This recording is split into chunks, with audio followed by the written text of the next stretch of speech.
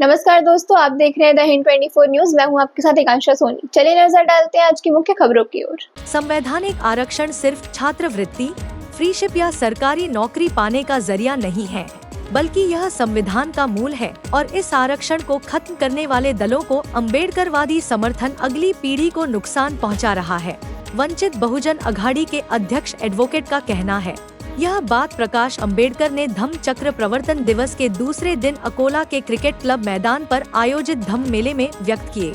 इस मौके पर उन्होंने बताया कि आरक्षण के कारण इस देश में भाईचारा, समानता और सम्मान के साथ जीने के अवसर की भावना पैदा हुई है।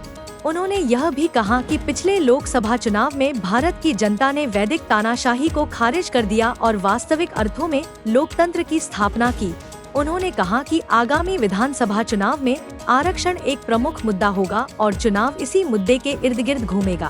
कोर्ट ने अन्य पिछड़ा वर्ग के स्थानीय निकायों के चुनावों में आरक्षण पर रोक लगा दी है और संभावना है कि नौकरियों और शिक्षा में भी यह आरक्षण रद्द हो जाएगा।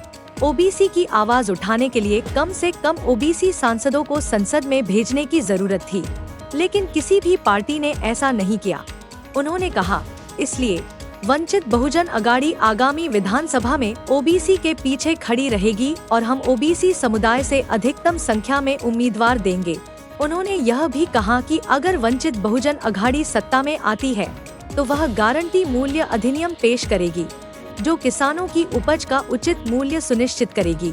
ऐसे ही तमाम खबरों के लिए जुड़े रहिए द हिंद 24 न्यूज के साथ।